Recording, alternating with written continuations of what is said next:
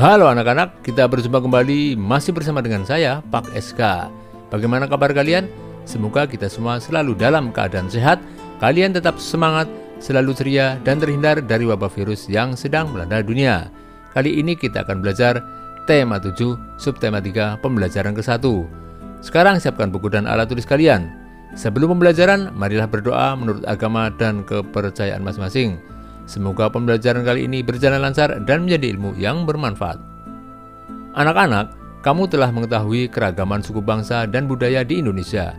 Bagaimana sikapmu atas keragaman itu? Sekarang bacalah bacaan berikut ini. Supaya tetap rukun, mari lakukan sikap ini. Negara Republik Indonesia memiliki keragaman adat, budaya, dan agama. Adat dan budaya setiap daerah unik dan berbeda dari daerah lain. Agama yang dianut penduduk pun beragam. Dengan perbedaan itu, bagaimana kita dapat menjaga kesatuan bangsa? Nah, untuk menjaga kesatuan bangsa dan supaya tetap rukun, mari kita lakukan sikap-sikap berikut. Salah satu sikap yang harus dilakukan yaitu adanya toleransi dan saling menghormati dalam menjalankan ibadah.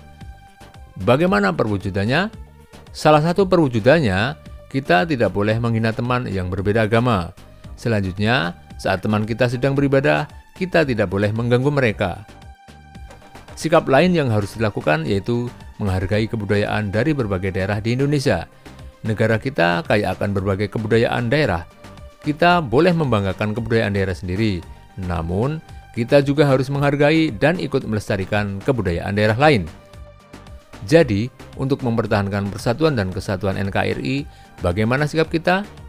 Kita harus saling menghargai, menghormati, dan menyayangi orang lain meskipun berbeda agama, suku, dan budaya.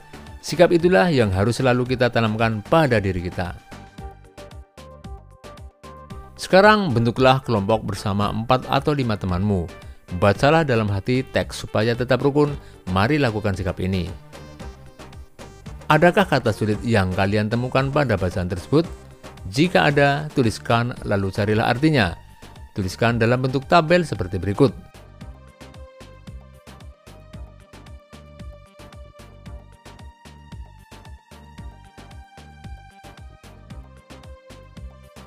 Anak-anak, keragaman suku bangsa dan budaya di Indonesia menjadi magnet para wisatawan.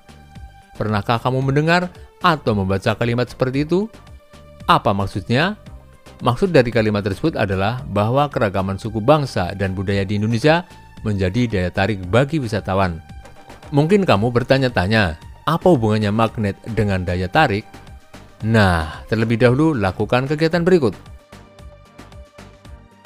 Lakukan kegiatan ini di rumahmu. 1. Sediakan magnet batang atau magnet mainan.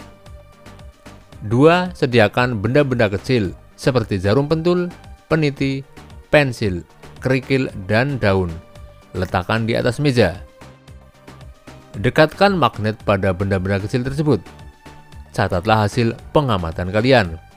Ingat, berhati-hatilah saat bekerja dengan jarum pentul dan peniti. Pastikan tidak ada jarum pentul yang terjatuh di lantai. Pastikan juga peniti tidak terbuka. Setelah selesai digunakan, bereskan dan masukkan kembali jarum pentul dan peniti ke tempatnya. Berdasarkan kegiatan di depan, diskusikan jawaban pertanyaan-pertanyaan berikut bersama teman-teman sekelasmu. Apa yang terjadi saat magnet didekatkan pada benda-benda kecil yang kamu sediakan? Benda apa yang dapat ditarik oleh magnet? Benda apa yang tidak dapat ditarik magnet?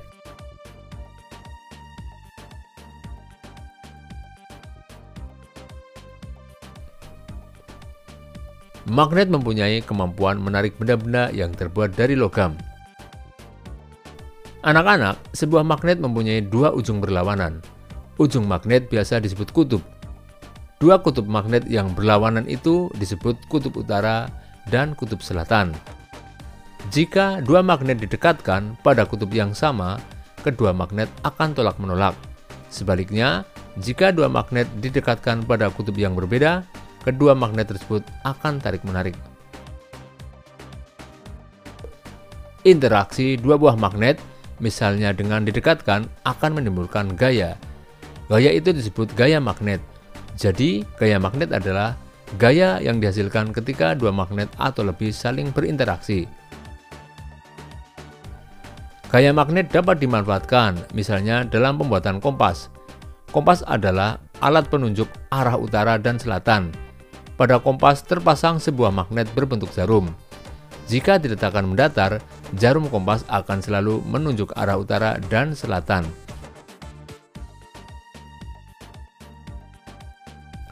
Anak-anak, uang logam yang dilempar kuat-kuat ke atas akan kembali ke bumi. Bayangkan jika uang itu tidak kembali lagi ke bumi dan terus terbang jauh ke angkasa.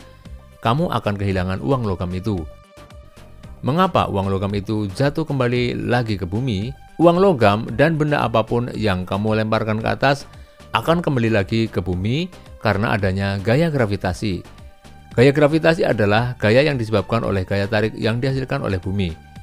Gaya gravitasi ini akan menyebabkan semua benda yang berada di permukaan bumi selalu tertarik menuju bumi. Jika tidak ada gaya gravitasi, semua benda yang kamu lemparkan ke atas dapat dengan mudah hilang karena melayang di angkasa. Bahkan, diri kamu sendiri dapat terbang dan sulit untuk kembali ke rumah. Oleh karena itu, gaya gravitasi sangat bermanfaat karena dapat menahan benda-benda agar tetap berada di bumi. Contoh peristiwa sehari-hari yang menunjukkan gaya gravitasi adalah jatuhnya buah yang sudah matang dari dahan pohon ke tanah. Demikianlah pembelajaran kali ini anak-anak. Marilah kita tutup dengan doa. Semoga apa yang telah kita pelajari hari ini bisa bermanfaat bagi kita semua. Jangan lupa jaga kesehatan badan, jaga kebersihan lingkungan sehingga kita terhindar dari penyakit. Sampai berjumpa kembali pada pertemuan berikutnya. Dadah!